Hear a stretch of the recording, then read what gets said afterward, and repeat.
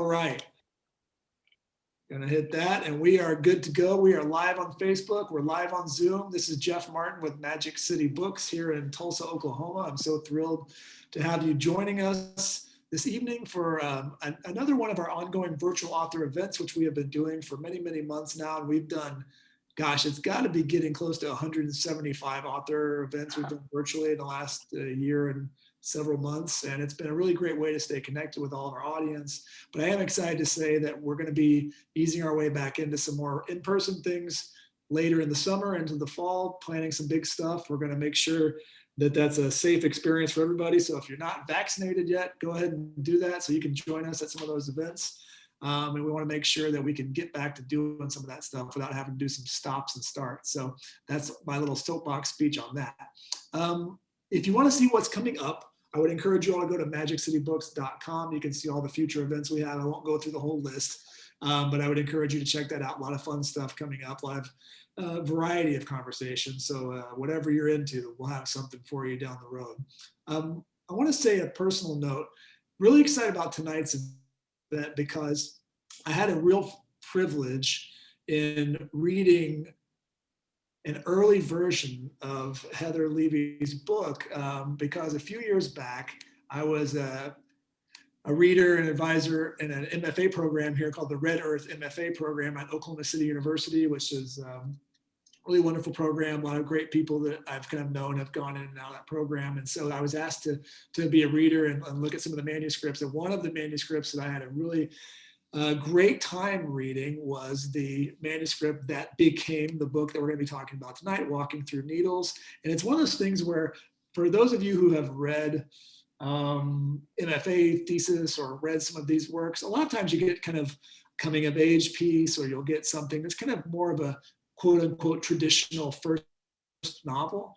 And what I was so thrilled by with Heather's work was how confident the book was and how she was so willing to kind of dive into the darkness a little bit, and also kind of her mastery of genre already, which I think is an underappreciated value in writers. And it's like you either kind of have it or you don't. You could tell that she just kind of knew what she was doing. And it was a thrill when I got the news that this story that I read was becoming this book. And so real privilege for us to be able to do an event for Heather. An even larger privilege tonight too is not that we're only having Heather Levy with us. We have Mr. S.A. Sean Cosby with us as moderator. And if you don't know Sean's work, Sean has written several books, but I think it would be fair to say that his last book, BLACKTOP WASTELAND, really blew up, and I think was, not to embarrass him, one of the big books of the last year. I think it really broke out. And I heard Sean actually describe the book because people kept asking him, how do you talk about this book? And he said, the thing that hooked me when I first heard it was, he said, if you like the film Hell or High Water, if you like the No Country for Old Men, imagine that, but set in the African-American rural South. And I was like, well, that's not anything I've ever read before. And I knew I would want to do that. So having read Blacktop Wasteland, I was kind of like, hope it's not going to be too long for the next thing. And God, I was so thrilled when a new book I saw come across our Razorblade Tears, and which, believe it or not, is on the New York Times bestseller list, an instant bestseller, number 10 on the bestseller list. Much, much deserved. So Sean and Heather are going to be in conversation tonight about their wonderful work, their books. We want you guys to be involved too. So if you have questions for either or both, please put those into the Q&A and we'll get to some of those. And I'm just going to sit back like you guys and have a good time. It looks like Sean and Heather both have a drink, so I hope you guys out there do too. Pour one for yourself. And let's enjoy this. I want to say once again a big congratulations to Heather on the book, and I'll turn it over to Sean for this wonderful conversation. Oh, most importantly, I will say this. Of course, before I get going, we're going to put links to these two books here in the chat. We're doing a special tonight, which is 2 books for the price of 2. And you can get both of these. You can get both these wonderful books, and we'll keep posting those in there. With that said, Sean, take it away. All right. Well, thank you, Jeff. And I want to thank Magic City Books for having us here. And I want to say thank you to Heather Levy for agreeing to speak with me tonight. Heather, how are you? I'm doing great. How are you? I'm fine. I see we do a little cheers here. Got the drink ready. So. Yeah, I got my Doc Holliday glass. I'm your Huckleberry. So Nice, nice. Yeah, you gotta have the nice thick bottom, you know. Yeah, yes, yes. like okay, And also I have, we got the I nice. was gonna say, Uh, also I have a copy of your book, Walking Through Needles. Um, oh, like look Jeff, I at got to read an early version. Ah, twinsies. Uh, but like Jeff, I got to read an early version of the book, and I was blown away. And I think the thing that has always impressed me about your writing from the early draft stage to the final product is your incredible and absolute fearlessness. I write and tend to write dark stuff, violent, visceral stuff, but there's something about emotional violence and physical. But I think what I want to focus on is the emotional violence that all Mhm. the lead characters go through in this book.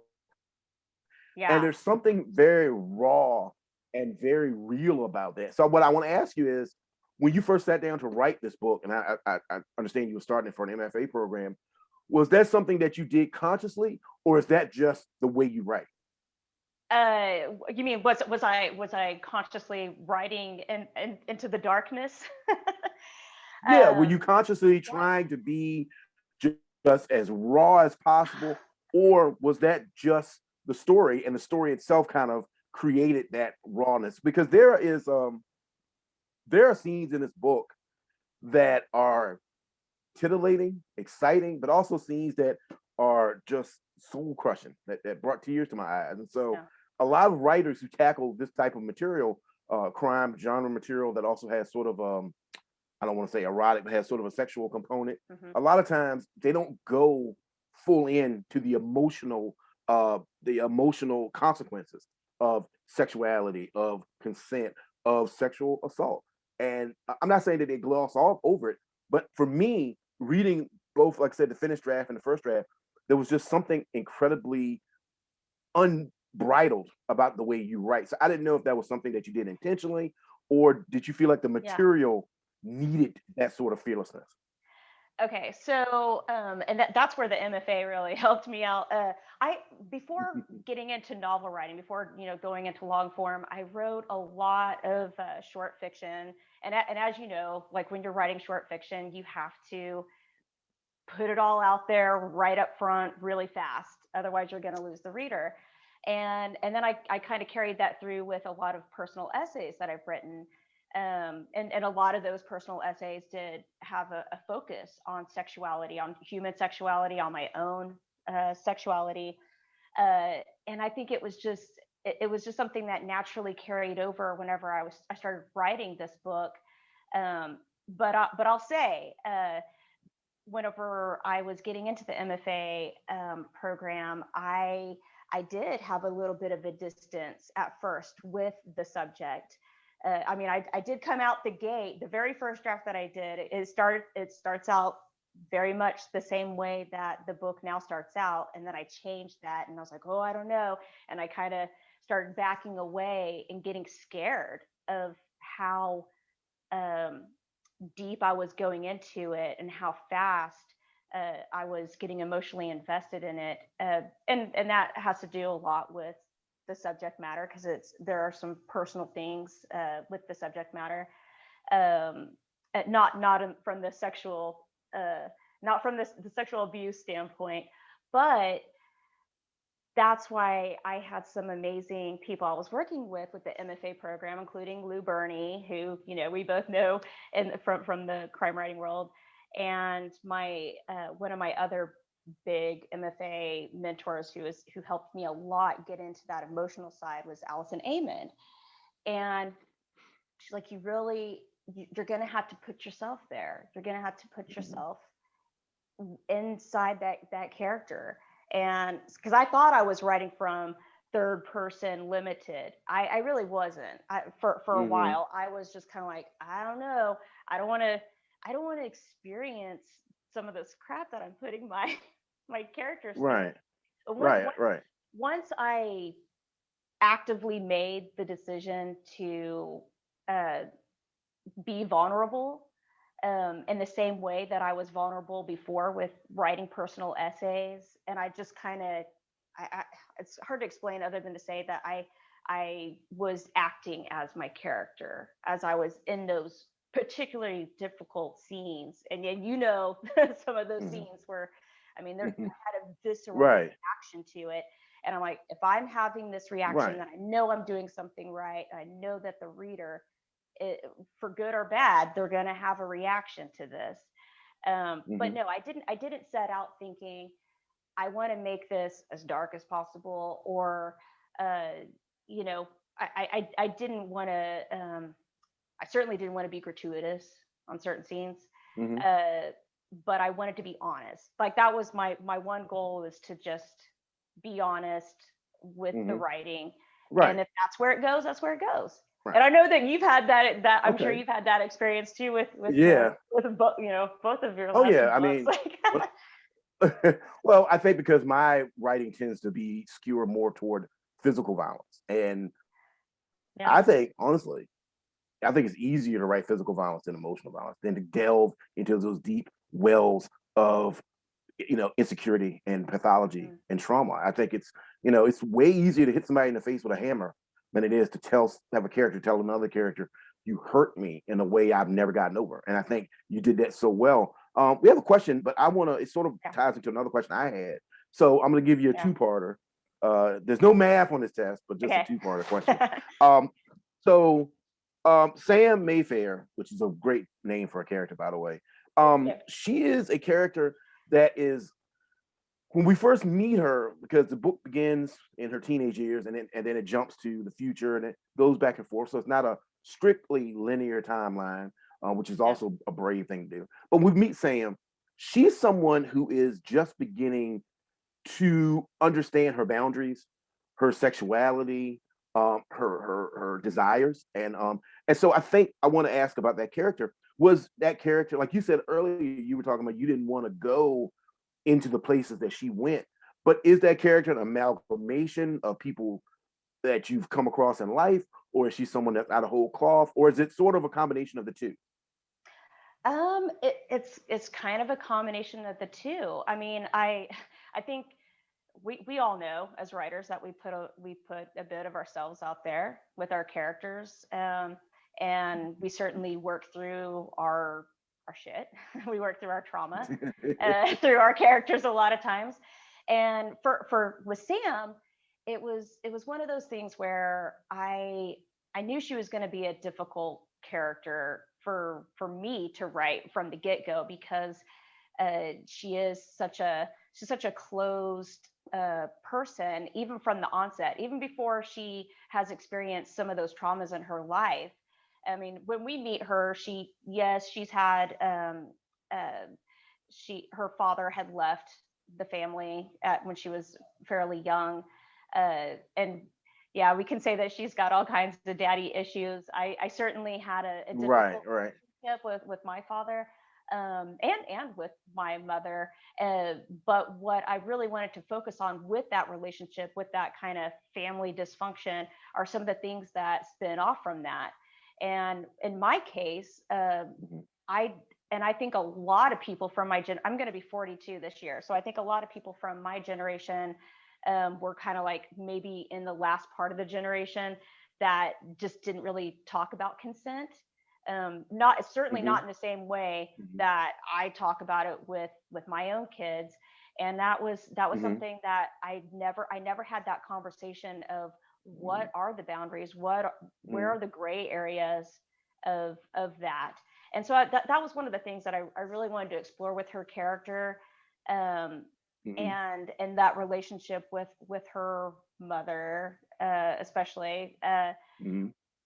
But yeah, she was I she knew from a young age what her sexuality was. She knew, and when we're going to talk about this, so Mhm. we might as well say it. But she Right, her right. masochistic sexuality, and being Mhm. someone who also shares that sexuality, that was um, Mhm. that's always been in my life. Like as soon as I was able to Mhm. even comprehend uh, what sexuality meant, like I knew Mhm.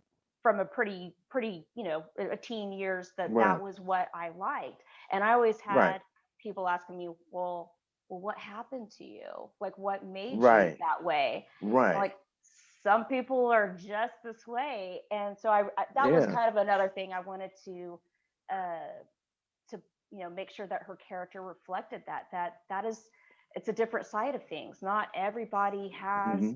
has to have a reason to have their sexuality be a certain way.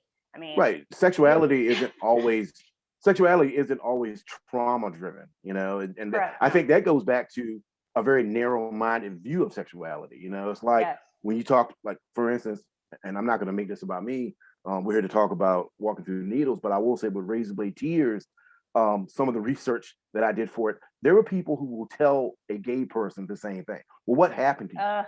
Did somebody do something to you? And it's like, no, that person is born gay or lesbian or they have to find their identity or gender fluid or whatever that designation is. You're just, to quote Lady Gaga, you're just born that way. Exactly. And so, yeah, that definitely is something that I think is addressed in an incredibly adroit and interesting way in the book. Outside of the larger crime genre narrative that's going on, the idea that this is who she is, and she's a masochist, just like someone else is heterosexual, someone else is homosexual. And I think that's an incredible achievement in itself. But the question that somebody has in the chat, they want to talk about process. And so I think that's interesting. We're going to come back to Sam and sexuality and stuff in a minute. But I want to talk about process because where you went through a wonderful MFA program at Red Earth at Oklahoma, in which I know some other people that have gone through that program, and it's an incredible program in its own right. And then for me, I'm a college dropout. I don't think either way is wrong or right. I think you come to your storytelling the way that you come to it. And I'm going to say something. This is my only hot take of the night. I think I can teach someone how to do grammar. I can teach you how to do verb subject agreement. I can teach you how to diagram a sentence. I don't think kids do that anymore, but I can teach you how to do it. Can't teach you how to be a storyteller. So, with that being said, do you think the MFA program helped you in a way to organize your already natural talent? And what were some of the things that you took from that? Like, are there processes that you learned during the MFA program that you continue to use as you work on your next book and your next book and your next book? Yeah. Well, I knew. Okay, so I'll back up a little bit. I joined the MFA program after, oh gosh, probably like 2 years of just wavering on it. My father had passed suddenly in 2013, and it was he was the kind of person who he okay, I'll just say he pushed me a lot to be a writer. I was always writing, but he was an artist. He was a visual artist, and that's what I wanted to do because I really was so gung ho about I'm going to be a visual artist. And then after he died, and I realized he didn't accomplish anything that he really set out to accomplish. Like, he was just kind of scraping by.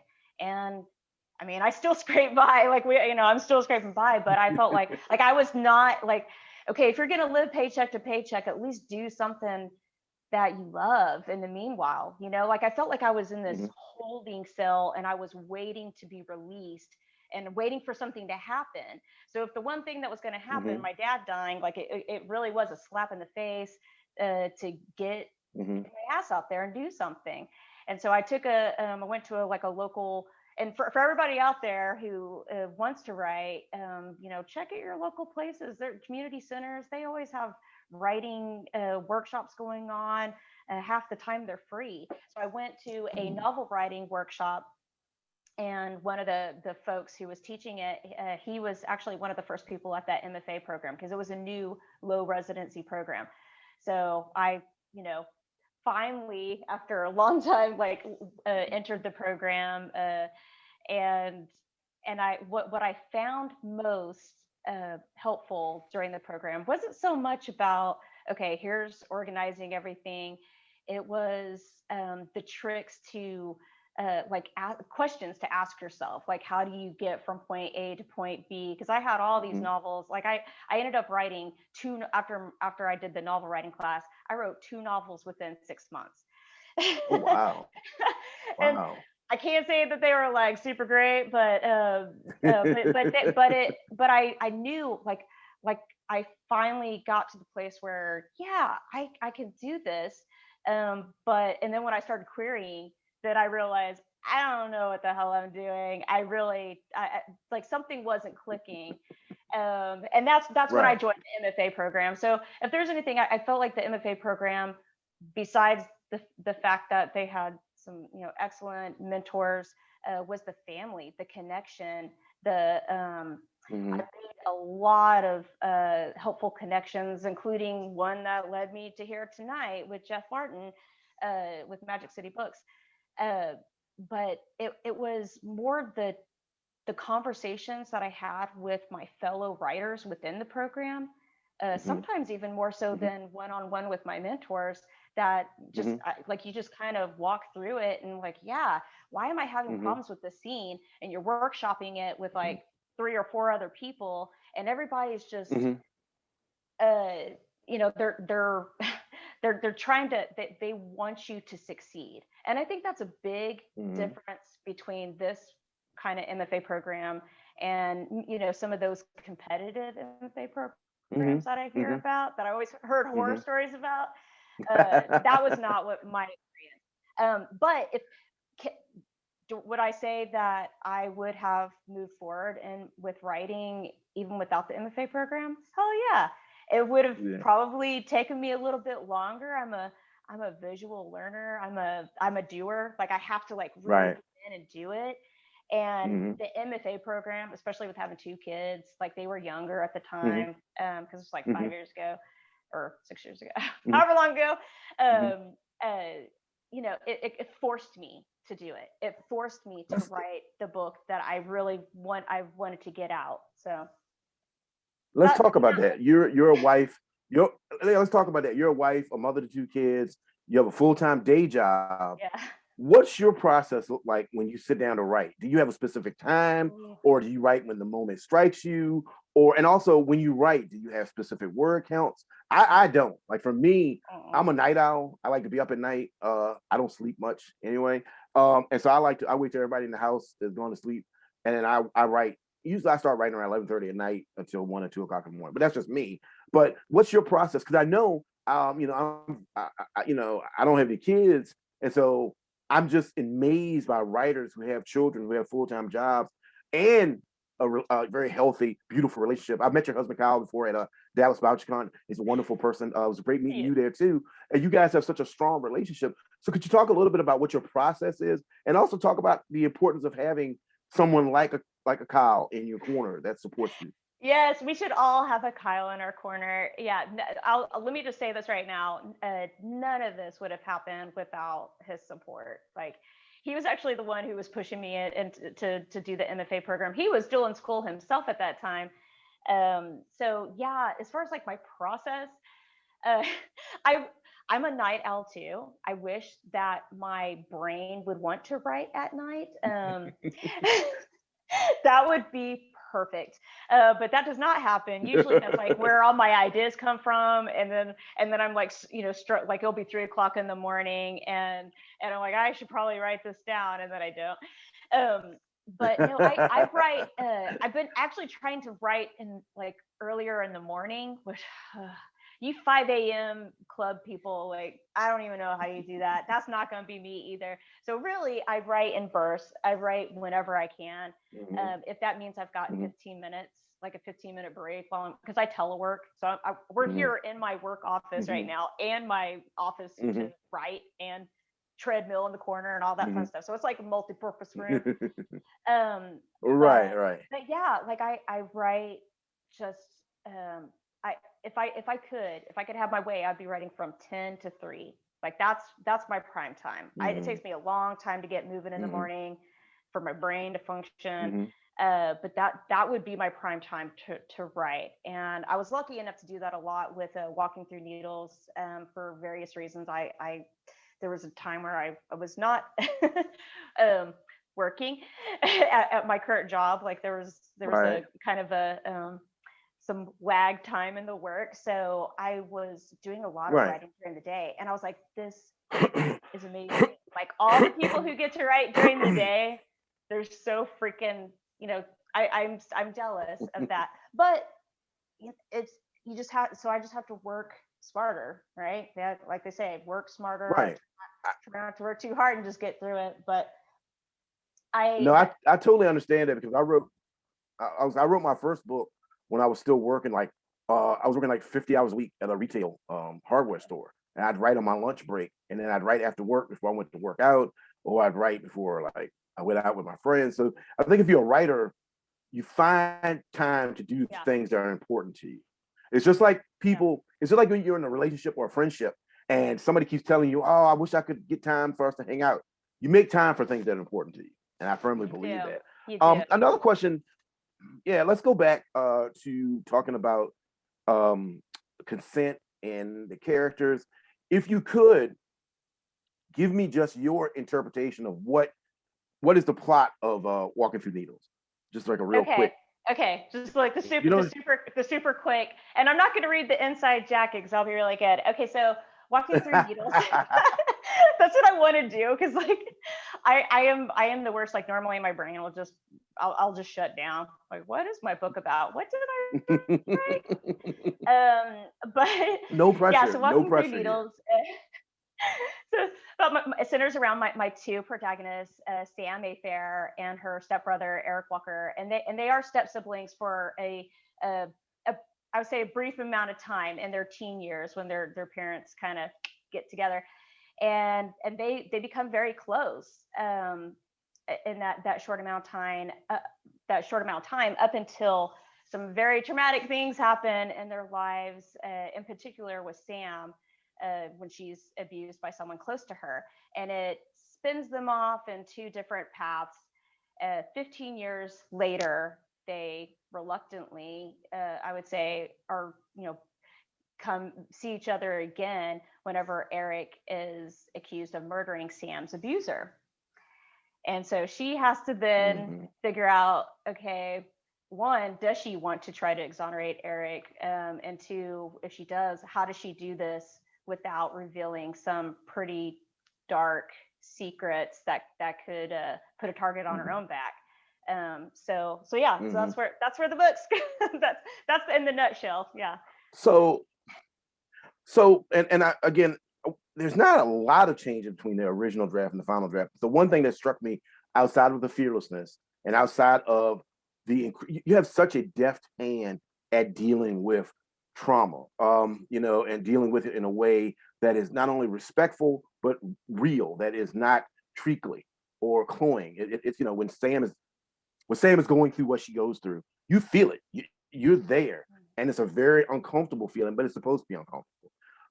Now, how were you able to balance that with this on again, off again sort of, I don't want to call it toxic because they're not blood related, but this just unusual relationship between her and Eric, which is his nickname is Arrow.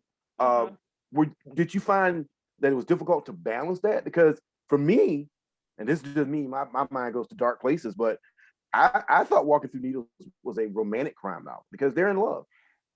Her and Yeah. Eric, to me, are in love, and it's a love born of a survival instinct, maybe, as opposed to actual, a naturalistic, empathetic love. So did Yeah. you have a hard time balancing that and balancing their relationship? Yeah. Because just like you're saying, you actually got it right on the head there.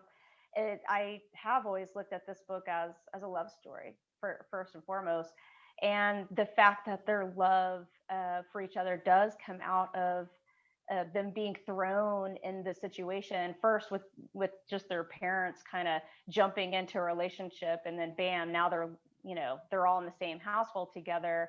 Eric, after a couple of years after losing his mom to cancer, and then he was moving around a lot with his dad, and he witnessed his own trauma, had his own traumatic experiences, so he was already dealing with that before he came into the household with Sam. And then her dealing with having men, like she had only been, like, from the time that she was sick, she had only been in a household with women, with her grandma and her mom working on the farm. And so she kind of was sort of ignorant to how men were, and with the world in a lot of ways. You know, she's a big reader, but she didn't know a lot about the ways of the world the same way that Eric did, and certainly not his dad. So whenever, yeah, they're in that same space and they get really close really fast, it is almost as a survival mechanism. Like, you're here, I'm here, we're both, you know, we're both lonely, we both don't know exactly what's going on or where our place is in this new situation. So they connected on with that. You know, I just had to Yeah, really, I had to make I sure want to that talk as about they got that. older. Yeah. Oh, go ahead. I'm sorry, I didn't mean to cut you off. I'm No, sorry. no. No, finish your answer. I didn't mean to cut you off. Oh, I'm I so was just sorry. gonna say, like, You sure? I had to be really careful, or mindful of that whenever I was dealing with the relationship as adults, because you know, it is very, it's so different, from whenever they were Mhm. younger, and I had to try Mhm. to. It's almost like building some kind of a different kind of relationship as adults, Mhm. with the honesty that they were trying to have with each other, but yet weren't, because they were still keeping things from each other even as adults, Mhm. just like they were when they Mhm. were younger. So yeah, it's hard to build a relationship, Right. right, if you're not being completely honest. So I wanted to show Not that being honest. transition. Yeah. Yeah, I want to talk And about something with Sam that you do very well. You know, I'm a big reader like you are, and I've read a lot of books that talk about female sexuality. A lot of times it's written by men or it's written by women who are looking through the male gaze. And there's this precociousness about female sexuality, or it's the, you know, that old literary term, it's the Madonna whore complex. There's no nuance when a lot of writers write about female sexuality. Either you're you know, for lack of a better word, and I hope this doesn't offend anybody, either they look at you like you're a hoe, or you're a square, or you're, you know, you're a trollop, or you're you know, a morally upright woman. And there's a lot of nuance. I mean, just speaking for myself, the women that I've known in my life, both, you know, romantically and platonically, there's an incredible array of nuance and layers and levels to that. And so when you were writing and you were creating Sam, was that in your mind that you really wanted to? Because to me, you really hammer home that there are layers to not only her sexuality, but the nature of the nature of consent and what that looks yeah, like within the framework of the trust that is required for a person who is a sexual masochist. Because I think, hmm, and I'm sure you're a bigger expert than I am, but I you know, only thing you know, I'm not a big fan of 50 Shades of Grey, but I get that the yeah, idea is that there has to be a level of deep trust for someone who is who identifies sexually in a masochistic way and in a sadistic way. And I think you did such a great job of not only not babying, quote unquote, her sexuality as a teenager, but also doing this thing where you showed her as, no, this is what I like, this is who I am. And then when someone violates that, this sense of her sense of, I don't want to say confusion, but her sense of trauma that comes from that. Like, she yeah, kind of blames herself and so on and so forth. So I guess, well, my question is, and yeah. I don't mean to ramble, was that something that you consciously did when you were creating Sam? Is that something you really want to talk about? The nature of consent and the nature of female sexuality that's not through a male gaze. Yeah, I definitely was thinking that whenever, when I was going through the process, and even more so whenever I was going back for, you know, looking at revisions. I wanted to really make sure that it was clear, that the reader could see the point where she did not have control. And I know, so I've read some early reviews where some people were like, well, this is just saying that she was asking for it. Not at all. And I No, hope that those no. people go back and reread, because I'm like, that's the absolute opposite of what had happened. Anytime you've got somebody Mhm. who is, one, older, than Mhm. somebody who's a minor, Right, there's and a yes, power imbalance okay, there. yeah, there's a power imbalance, and yes, she's, at the start of the book, she's almost 17, but she is still a child. I mean, when I think about She's my a own kids, very I'm like, young you're going 17. to be a baby for the rest of your life. Like, Hmm. so I Hmm. always looked at her as being this young person who she knew from page one of the book. She knows what she likes. So whenever, but she also understands in the back of her mind subtly, and this happened with me even at a young age, that I knew that not everybody did this. Like I didn't see it. And I didn't really know who to talk to about it. So whenever this person, and I won't say, go into that too much, but whenever this older person enters her life, and they recognize that in her, because they witness, basically they witness her harming her, not harming herself, but like sexually harming exploring herself. exploring her masochism exploring her masochism, and they don't treat her like she's a freak, which that's kind of, she was dealing with that within herself, like knowing, okay, maybe this is something I should be ashamed of, and this person's like, no, you don't have to be ashamed of this. And so she, that really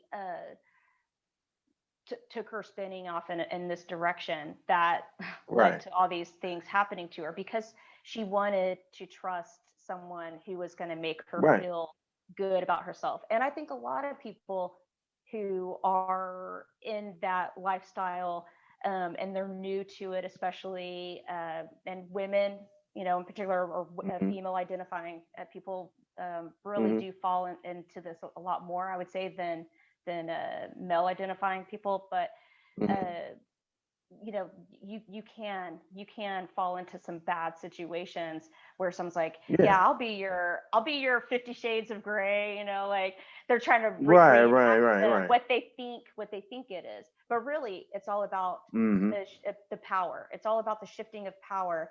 And in actuality, a person who is the submissive or who is a masochist, they are dictating everything that is happening. So they are really the ones in control.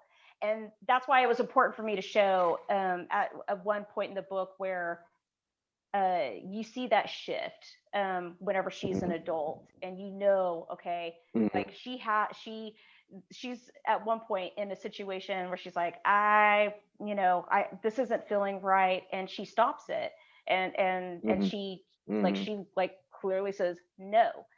And that was something that she didn't feel like she had the power to do whenever she was younger. And I think that for me, anyone who's experienced sexual trauma, or assault, harassment, getting that power back, that was the thing in the back of my head that I was always thinking, okay, this is what I'm writing towards. I'm writing towards that.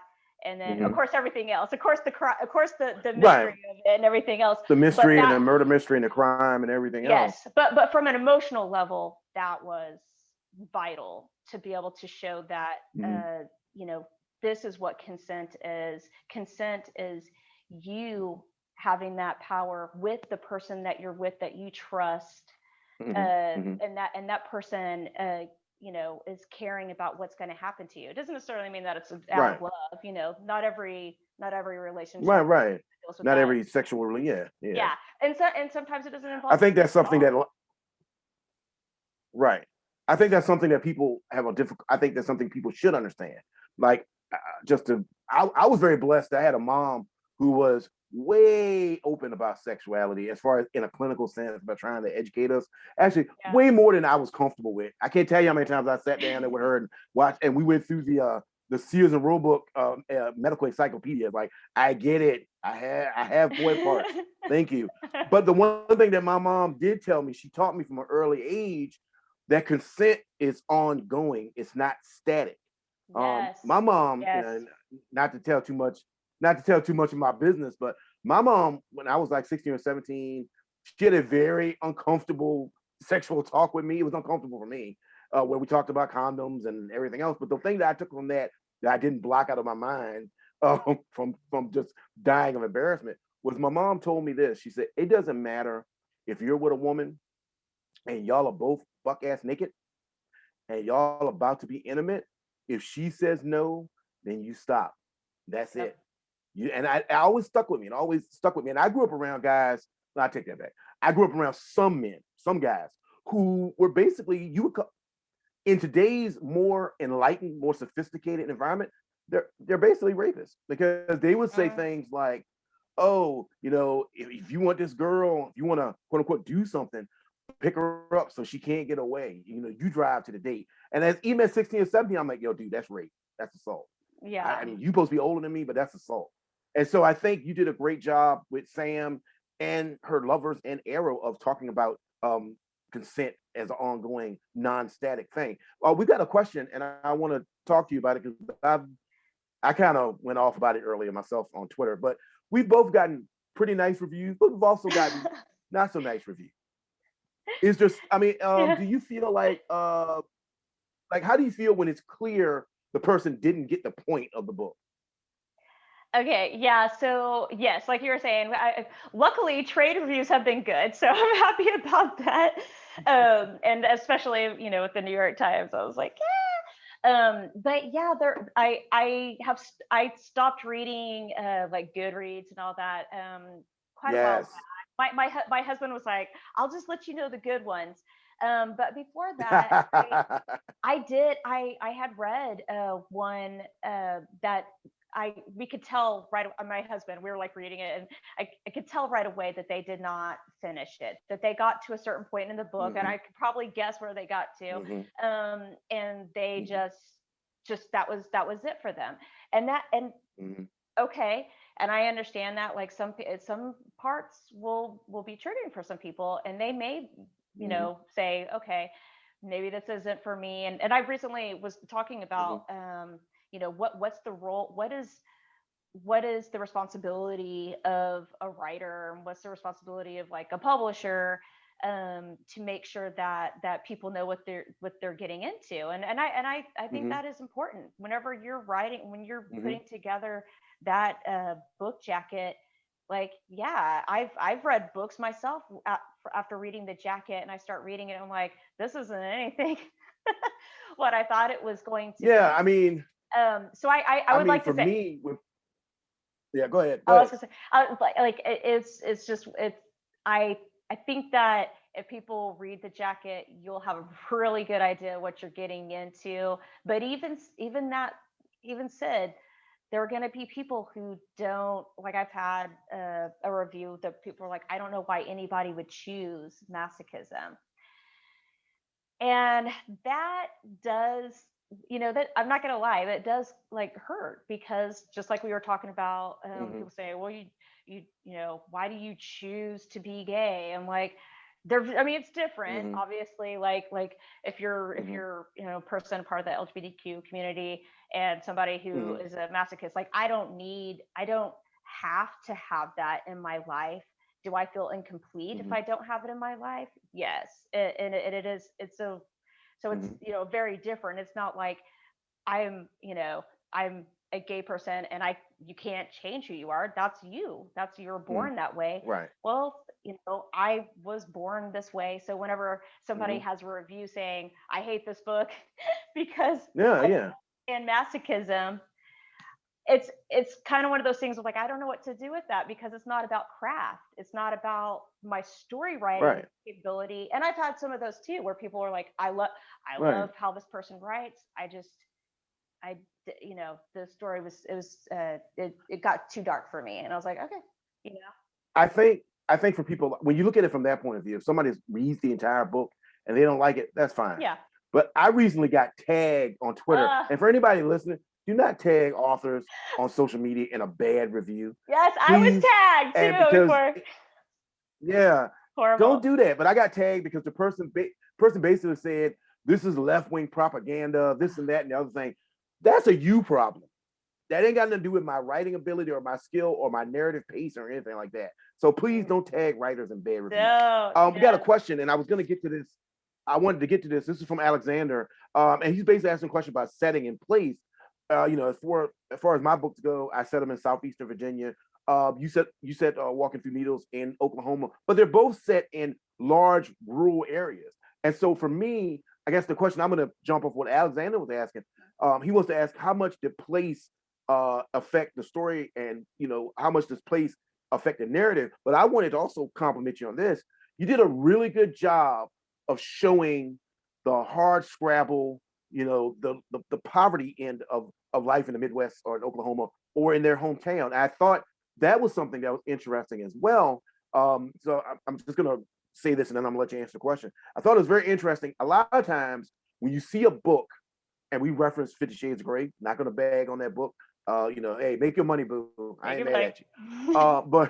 But a lot of times when you see books talking about sadism, masochism, BDSM, quote, I hate the term alternative lifestyle, but alternative sexuality, it's usually among people that have means.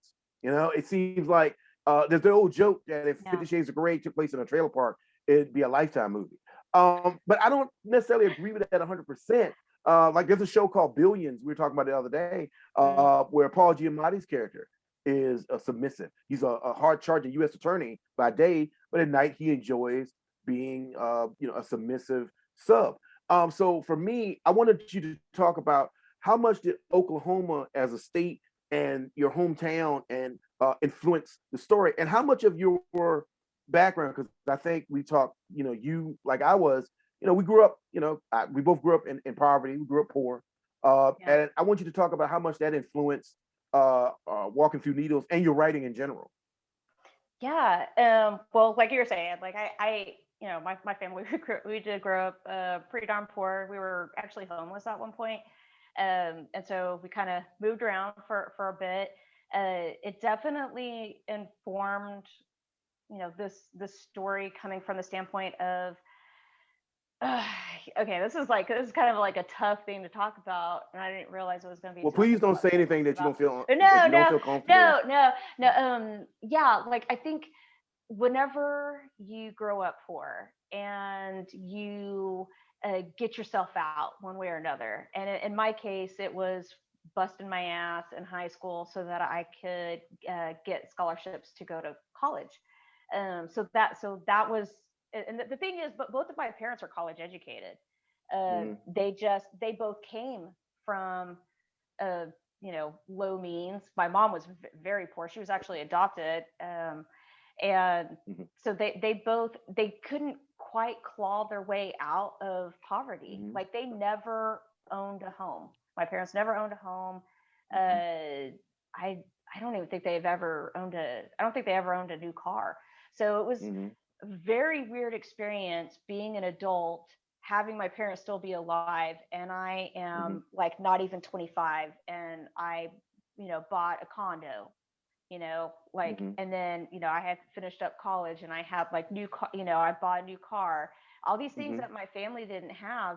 And I wanted to kind of show that aspect of that whenever most people who I didn't grow up in a small town. And I know that's like sometimes that's surprising for people. They're like, "Oh, you're writing about her being in Blanchard." I'm like, I did not, but my older siblings did spend half of their time with their dad in a very small town in Oklahoma. And I did go down to like small visit and with their at their dad's actually when they were already older. So I got to see that life. I got to spend time in that life and see, like, it was just it's very different being like a city person and being poor in the city and like being poor in a rural area. And there's a certain level of guilt, like survivor's guilt almost, like whenever you get out of that. And I don't even say that I'm even fully out of it. Like I said, still paycheck to paycheck.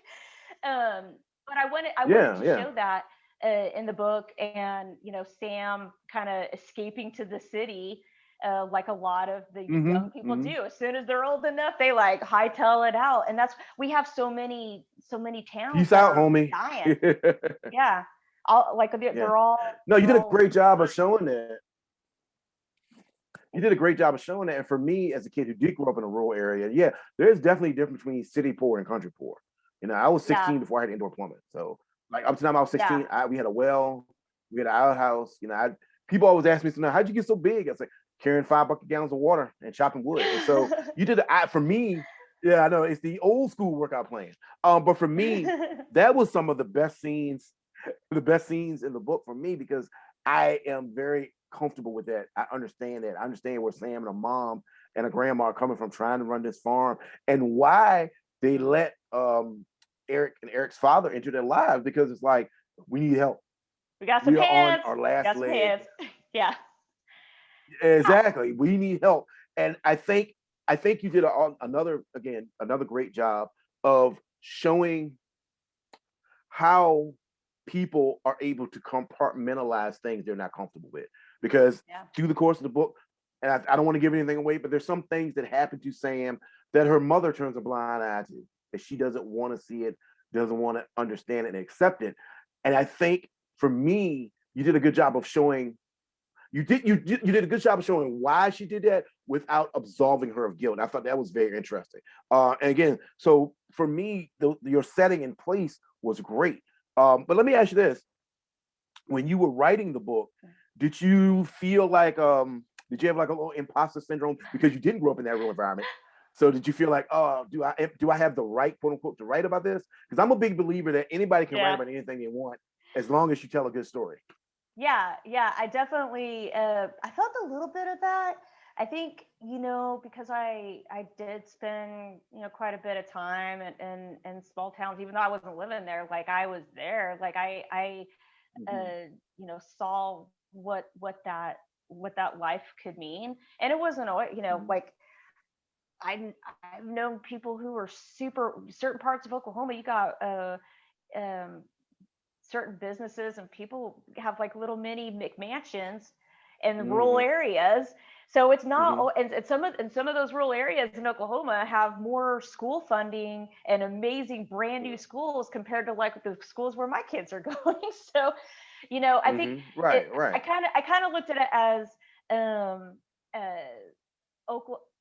I'm coming from an Oklahoma perspective, and Oklahoma has always been about like maintaining those small towns, but also with the knowledge that we people are always going to expand out and go to those larger cities, and it kind of almost feels like sometimes people are, they're being raised just to leave. But I'd like to think that a lot of people, and I know a lot of people now are kind of, coming to the city, getting an education, and then bringing back some skills that they didn't have in those small areas, and then like trying to revitalize some of those small areas. Like one of my favorite shows is called Hometown on HGTV. I know. And they're revitalizing small town. And I love what I don't like obsessed watching that show. And I'm like, yes, they need to come to some places here.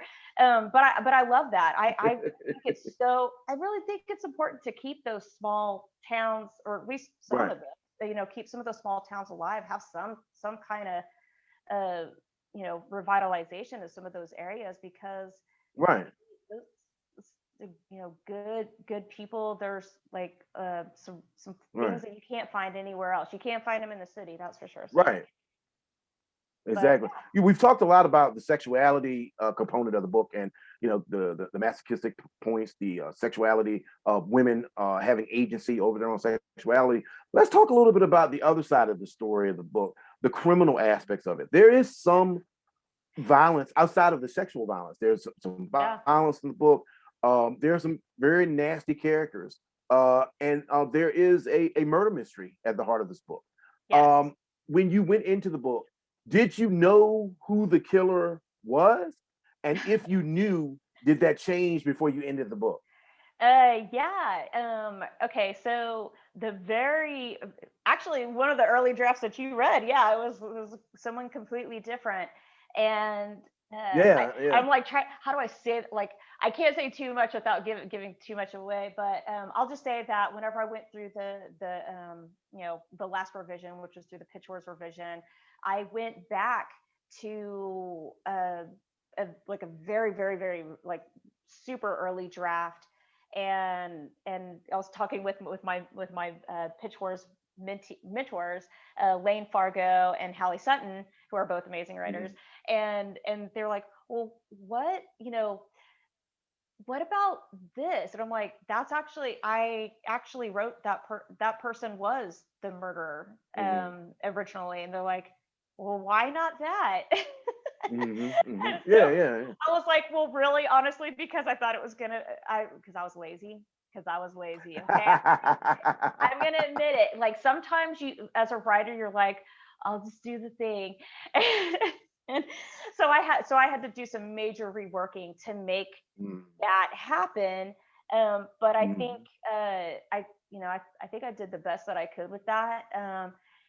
This is definitely one of those books where yes, the murder of the mystery is central to it, but what's even more central is that love part of it, and the just that the resiliency of the characters. Like that's what I wanted to mhm, get across more than anything. But yes, mhm. from a writer standpoint, I knew I had to make it a satisfying ending, or hopefully it ended up being a satisfying ending for the The readers. So for me, reading the finished draft and reading the early draft was great because like you said, it was a different person. So when I read this, it was like, oh my gosh, this is totally different. So it was a great surprise to me. It was like, oh man, this is wonderful. That being said, let me ask you this. I get asked this a lot, especially since Razorblade Tears has come out. Um, do you feel like your future work will uh I don't want to say stray, but do you feel like your future work will move more into psychological drama and maybe mm, leave the criminal aspects behind? Or do you feel like you'll always have criminal aspects be a part of the crime writing world, so to speak, yeah. as far as your Okay. writing goes? I wish I could say concretely that yes, I will always stay in the crime world because I love it. Because like I'm my friends. Like I want to stay with my friends. Right. And I think it just when I look back on everything else that I have written prior to this, it Mhm, always had a crime element to it. So I don't mhm, think it's that difficult to stay within the crime world because I mean mm-mm. you just need to have a crime happen, right? It doesn't Right, necessarily right. mean that it's going to be as dark or brutal as like this Hmm. with this book. And I think that's probably going to be the biggest departure with like what I'm currently working on. It is Hmm. dark. It is dark, but it's a different kind of dark, and it is more of the like Hmm. psychological messed up family dynamic. So, but yes, there is still a crime. I know I'm looking at the time like, oh, we're getting close. Oh, well, no, I was just thinking also for me, I think every crime novel has the potential, every novel has the potential to be a crime novel because every Yes. character can break societal norms and the law. Like I love one of my favorite books of all time is A Thousand Acres by James Smiley. And there's all types of shit going on in that book. Crime. Somebody at one point somebody Yes. gets almost poisoned with a meringue pie and all kinds of stuff. But I guess Love it. one last thing I wanted to ask, because I want to ask you another two-part question, and I think that'll take us to the end. I don't know if you know the writer. There's a writer named Mary Gateskill, who I'm a big fan of. She wrote the book, the short story that the movie Secretary was based on, and in her collection, she wrote a whole. One of my She wrote a favorite collection. movies. Yeah, and she wrote a collection because they wanted to. And you share a lot of her saying her skills. You talk about the autonomy of women and their autonomy over their sexuality and so on and so forth. So my two-part question is, who are some authors that influence your writing style? And who are some authors that you're either currently reading or you want to read their work? So you could just give us a couple for the former and a couple for the latter. Okay. Oh gosh. Okay. Well, obviously Flynn is like, some top of my list. Gillian Flynn. Megan Abbott, Right, yeah, and right. Megan Abbott, who has the turnout coming out soon, so I'm like really excited about Yes, that. go get I think that. that they Yep. both do an amazing job exploring that darker side. And I mean, I hate saying like unlikable female characters. I like that. I really, really kind of despise that phrase, even though I know that's like the thing. But yeah, I think they both write characters that are difficult and challenging, and that's what I always hope Complex. I always hope to have complex female characters, strong complex female characters who are Hmm. unapologetic about whatever it is, if it's their Hmm. sexuality or whatnot. Um, Two writers that I want to read more of. Well, I I had like some people, a lot of people were comparing me to Ruth Ware, so I really need to like read more. Oh wow. Okay. I need to like Yeah. I need Yeah. to explore Definitely. more of her work. I'm like, okay. And I am looking forward to reading more Laura McHugh because she's still kind of new to me. Yes. And I love I Laura. really like her most recent book, what happened? Wait, What's Done in Darkness. What's Done in the Dark. Yeah, What's Done in the Dark. It was, yeah, it's excellent. She's got that atmosphere that I love, like that. And that just and she writes in the Ozarks, right? Like that's her. So I'm hoping I can like maybe have the Oklahoma. I'll take over the Oklahoma area. but yeah, I mean, so all right. Last question, and we talked about this yesterday, so I'm not going to put any pressure on you. Just work yourself your way through it. What are you working on now? Okay, Take your time. I know you had this like perfect pitch for it too, as I was like struggling to talk about. I'll say this. It's going to be a focus on two sisters. Some things come to light after their father dies when they're adults, and a lot of questions get brought up about some things that had happened in their youth. And then there's a friend who's involved who like just knows way too many things that had happened that were bad and knows how to leverage it. But really, I wanted to focus on some of those questions of what happens whenever something traumatic happens to two siblings, and they're close in age. Like, how do they handle that? When one goes off and is in a completely different direction than the other person. I'm always interested in that with characters, like how they react to things and what people are willing to do to keep certain things hidden in their life from coming to the surface. I can't wait for you to finish it. Yeah. I can't wait for you to finish it. Well, the book is Walking Through Needles. Please pick it up. There are links in the chat.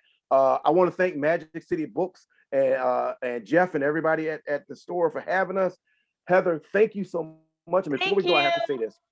From the moment I read the first draft to the moment I read the final draft that's out now that everybody should get, I knew immediately that you were someone who had a new voice that everyone needs to hear and read. You're a remarkable writer. You're the most fearless author that I know, and I admire the hell out of you for that. Oh yeah, thank you so much. And you are like the word master. So everyone, you need to come out. You need to go out and get this book because your socks are going to be blown off. Like, well, thank you guys for than words like you. Thank you for everyone that joined us tonight. Thank you to Heather. Thank you to Magic City Books. You guys have a great night. Can't wait to see you again, my friend. Take care. Thank you. Can't wait to see you next month. All right. Bye-bye. Bye.